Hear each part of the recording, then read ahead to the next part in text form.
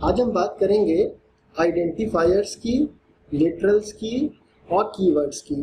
तो देखिए, हमारा जो भी प्रोग्राम होगा किसी भी प्रोग्रामिंग लैंग्वेज में, तो उसमें हमें क्या होता है, कभी वेरिएबल्स की ज़रूरत पड़ती है, कभी हमें फंक्शंस की ज़रूरत पड़ती है, और अगर हमारी जो प्रोग्रामिंग लैंग्वेज है अगर वो ऑब्जेक्ट ओरिएंटेड प्रोग्रामिंग लैंग्वेज है तो हमें क्लासेस की ज़रूरत पड़ेगी। अगर हमारी प्रोग्रामिंग लैंग्वेज मॉड्यूल्स को सपोर्ट करती है तो हमें मॉड्यूल्स बनाने होंगे, है ना। तो देखिए, होगा क्या कि ये सब काम करते समय हमें 3 चीज़ों का ध्यान रखना होगा। सबसे पहली चीज़ ये होती है, जैसे आप मानिए कि हमें वेरिएबल्स की ज़रूरत पड़ी, ठीक है, तो अब जो भी वेरिएबल होगा उसको हम कुछ नाम देंगे, है ना। चाहे वो रेफरेंस वेरिएबल हो, चाहे जनरल वेरिएबल हो। पाइथन का केस है तो सारे रेफरेंस वेरिएबल्स ही होंगे। तो हम क्या करेंगे कि हर वेरिएबल को कुछ नाम देंगे। अगर हम कोई फंक्शन बना रहे हैं तो फंक्शन को भी कुछ नाम देंगे। तो होता क्या है कि जो हम इनको नाम देते हैं, अगर हम क्लास बना रहे हैं क्लास को भी कुछ नाम देंगे, मॉड्यूल बना रहे हैं मॉड्यूल को भी कुछ नाम देंगे, है ना। तो जो भी हम नाम देते हैं उनको हम कहते हैं आइडेंटिफायर। मतलब कि उसका हम यूज़ करेंगे किसी चीज़ को आइडेंटिफाई करने के लिए, है ना। जैसे हमारा वेरिएबल है तो वेरिएबल को आइडेंटिफाई करने के लिए हम उसका नाम यूज़ करेंगे। फंक्शन है ना, तो फंक्शन को यूज़ करने के लिए हम क्या करेंगे, उसका नाम यूज़ करेंगे। तो इसीलिए जो नाम होता है उसको हम कहते हैं आइडेंटिफायर, ठीक है। और फिर क्या होता है कि हम जो वैल्यू असाइन करते हैं, ठीक है, वो होता है लिटरल, ठीक है। वो क्या होता है, लिटरल वैल्यू हो गई हमारी। जैसे हमारे पास कोई वेरिएबल है a = 10, है ना, तो ये जो 10 है ये क्या हुआ हमारा, ये लिटरल हो गया, ठीक है। और अगर हमने सपोज करिए नेम है, नेम = हमने अपना कुछ भी नाम दिया, है ना, जैसे सौरभ नाम दिया तो क्या होगा, सौरभ क्या हो जाएगा, लिटरल हो जाएगा, ठीक है।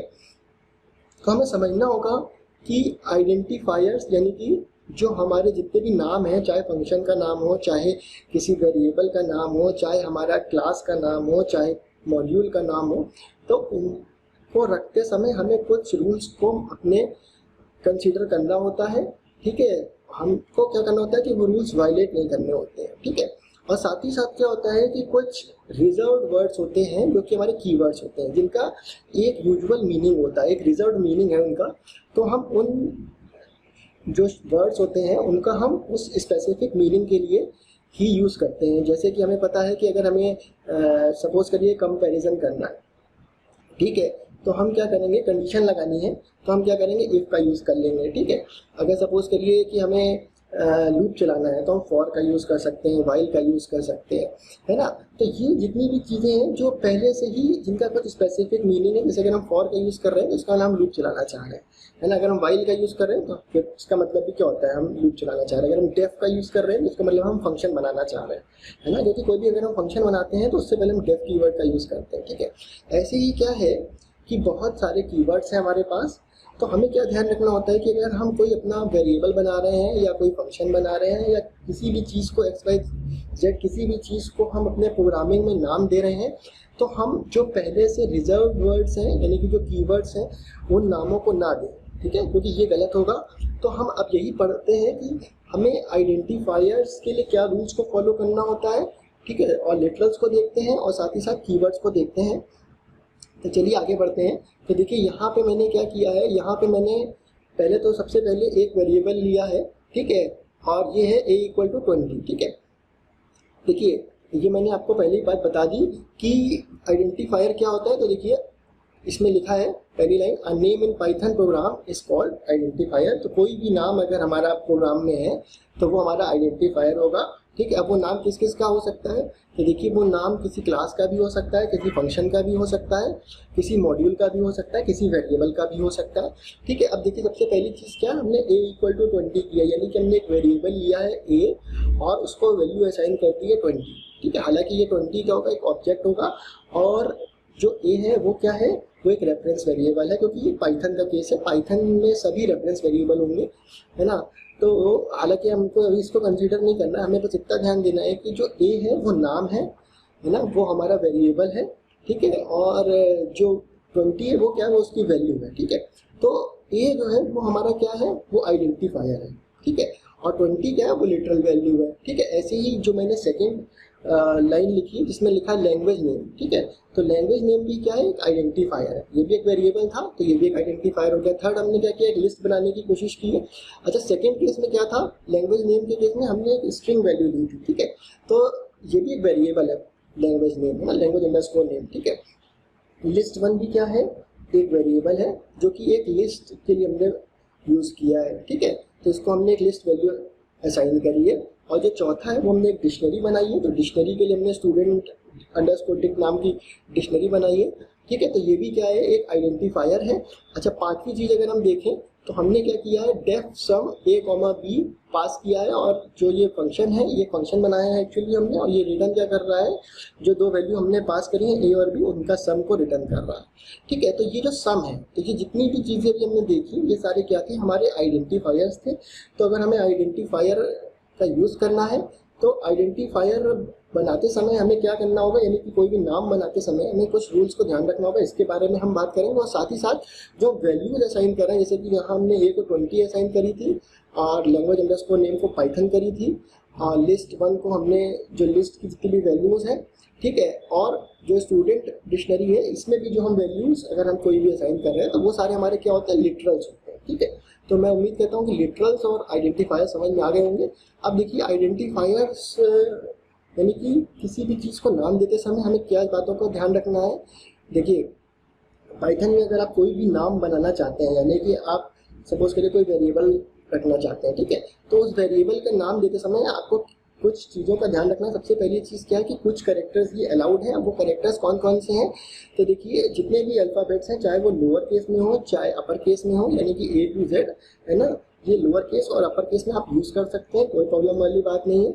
इसके अलावा आप डिजिट्स का यूज़ कर सकते हैं 0 से लेकर 9 तक, और इसके अलावा बस आप एक और चीज़ यूज़ कर सकते हैं, वो है आपका अंडरस्कोर का सिंबल, ठीक है। तो आप अंडरस्कोर के सिंबल को यूज़ कर सकते हैं, इसके अलावा आप कुछ ना यूज़ करें, ठीक है। जैसे भी हमने क्या किया है, एक सबसे पहले आइडेंटिफायर बनाया है, एक वेरिएबल बनाया है, उसका नाम हमने रखा है मार्क्स, ठीक है। तो मार्क्स का एक वैलिड है, क्योंकि इसमें हमने क्या किया, केवल अल्फ़ाबेट्स लिए है ना, तो लोअर केस में सारे, तो बिल्कुल वैलिड है ना। और इसको हमने जो वैल्यू असाइन करी है वो 80 है, कोई प्रॉब्लम वाली बात नहीं। दूसरा हमने क्या किया है, नेम 1 2 3 लिया है, ठीक है। तो डिजिट्स भी हमारी 0 से लेकर 9 तक लीगल है यूज़ करना, बट एक बात का हमको ध्यान रखना होता है कि हम जो डिजिट्स हैं उनको स्टार्टिंग में नहीं यूज़ कर सकते हैं, ठीक है। तो आप देखिए, इसके बाद हमने क्या किया है, मार्क्स डॉलर नाम का एक बनाया है अपना आइडेंटिफायर वेरिएबल को हमने नाम दिया मार्क डॉलर। तो ये वैलिड नहीं, क्योंकि हम डॉलर सिंबल का यूज़ नहीं कर सकते हैं। और इसके बाद हमने 1 2 3 नेम लिया है, तो 1 2 3 नेम भी वैलिड नहीं है, क्योंकि 1 2 3 क्या है, स्टार्टिंग में हमने डिजिट्स को यूज़ कर लिया। फॉर क्या है, फॉर एक रिजर्व कीवर्ड है, तो इसको भी हम नहीं यूज़ कर सकते, वाइल को भी नहीं यूज़ कर सकते, ठीक है। अब जो हमें कुछ और बातें ध्यान रखनी है कि अगर हमें कोई आइडेंटिफायर मिलता है, कोई वेरिएबल मिलता है, और अगर उसमें देखिए, अगर उसमें कुछ प्रॉपर्टी होगी तो उस प्रॉपर्टी से हमें कुछ समझना होता है, या हम कोई अगर वेरिएबल बना रहे हैं और कुछ प्रॉपर्टीज़ हम उसे देना चाह रहे हैं, तो उसके लिए भी हमें क्या है, कुछ बातों का ध्यान रखना होगा, ठीक है। तो ये जो कुछ बातें हैं, ये तो हमने समझ ली कि हम क्या कर सकते हैं, अल्फ़ाबेट्स का यूज़ कर सकते हैं अपर केस में, लोअर केस में, और साथ ही साथ हम क्या कर सकते हैं, अंडरस्कोर का यूज़ कर सकते हैं। बट अगर अंडरस्कोर किसी भी वेरिएबल के स्टार्टिंग में है, सिंगल अंडरस्कोर, तो इसका मतलब क्या होता है कि वो जो वेरिएबल है हमारा, वो कैसा है, वो एक प्राइवेट वेरिएबल है। और अगर हमारा जो वेरिएबल है, कभी कभार उसके स्टार्टिंग में 2 अंडरस्कोर होते हैं, और कभी क्या होता है, 2 अंडरस्कोर स्टार्टिंग में भी होते हैं और एंड में भी होते हैं, तो इसको भी हमें अभी समझते हैं क्या होगा, ठीक है। और जो आइडेंटिफायर्स होते हैं केस सेंसिटिव होते हैं, यानी कि अगर मैंने एक आइडेंटिफायर बनाया कैपिटल ए और एक बनाया स्मॉल ए, ठीक है, अगर मैंने 2 वेरिएबल बनाए तो ये दोनों अलग अलग होंगे। अभी हम इसको करके देख लेंगे। और साथ ही साथ क्या है कि हालांकि जब भी हम कोई नाम बना रहे हैं तो उस पर कोई भी जो उसकी लेंथ है उसकी कोई भी लिमिट नहीं है, बट ये अच्छा नहीं लगता है कि अगर आप बहुत बड़े लेंथ का आप अगर वेरिएबल बना दें, है ना, तो आपको ये थोड़ा सा ध्यान रखना है कि आप ऐसा ना करें कि लेंथ बहुत ज़्यादा रखें किसी भी वेरिएबल की, ठीक है। और कभी भी किसी भी आइडेंटिफायर को हम डिजिट से नहीं स्टार्ट कर सकते हैं। इसके अलावा हम कभी भी रिजर्व वर्ड्स का नहीं यूज़ कर सकते हैं। ये सारी बातें हो गई ना। जैसे भी हमने क्या किया, यहाँ पे फॉर इक्वल टू 100 ले लिया है, तो हमें पता है कि फॉर क्या है, फॉर एक रिजर्व कीवर्ड है, तो हम ऐसा नहीं कर सकते, ये एरर दे देगा, ये नहीं अलाउड है, ठीक है। अगर देखिए, अगर हमारा कोई भी आइडेंटिफायर है जिसकी स्टार्टिंग में सिंगल अंडरस्कोर है, ठीक है, तो वो क्या बताता है कि जो हमारा जो वेरिएबल होगा जिसके स्टार्टिंग में सिंगल अंडरस्कोर है, इसका मतलब कि वो हमारा एक प्राइवेट वेरिएबल है, ठीक है। और अगर हमारे किसी भी वेरिएबल की स्टार्टिंग में 2 अंडरस्कोर आ जाते हैं तो वो क्या हो जाता है, हमारा वो स्ट्रिक्टली प्राइवेट हो जाता है, स्ट्रांगली प्राइवेट हो जाता है, ठीक है, स्ट्रांगली प्राइवेट कहेंगे उसको। और अगर हमारे किसी भी आइडेंटिफायर के स्टार्टिंग में और एंड में दो अंडरस्कोर आएंगे तो उसका क्या मतलब होगा, देखिए वो एक स्पेसिफिक मीनिंग के लिए होते हैं और उनको मैजिक मेथड्स कहते हैं, ठीक है। अगर हम सपोज करिए ऑपरेटर ओवरलोडिंग जब पढ़ेंगे तो हमको कुछ हम एग्जाम्पल भी देखेंगे, मैजिक मेथड्स का हम यूज भी करके देखेंगे, है ना। जैसे अंडरस्कोर ऐड और फिर अंडरस्कोर, ठीक है। अब देखिए कीवर्ड्स की बात कर लेते हैं। तो देखिए कीवर्ड्स क्या है, जो हमारे पास पाइथन है, पाइथन प्रोग्रामिंग लैंग्वेज है, इसमें कुछ स्पेशल मीनिंग वाले रिजर्व वर्ड्स होते हैं जिनको हम कीवर्ड कहते हैं और उनकी कुछ स्पेशल फंक्शनैलिटी होती है, ठीक है, मतलब उनका कुछ स्पेशल काम होता है जो वो करते हैं। जैसे कि हमें पता है कि इफ़ क्या है, इफ़ के अंदर हमने कुछ लिखा है तो वो क्या करेगा, वो कंपैरिजन करेगा, ठीक है। इफ़ क्या करेगा, हमारा कंपैरिजन करेगा, है ना, जो भी कंडीशन हम लगा रहे हैं उसको चेक करेगा, ठीक है। और इसके बाद क्या होगा भाई, अगर सपोज करिए कि हमने फॉर का यूज़ किया तो फॉर क्या करेगा, लूप के लिए यूज़ होगा, है ना। तो ये सारी बातें हैं, तो ये सारे हमारे क्या है, कीवर्ड्स हैं, ठीक है।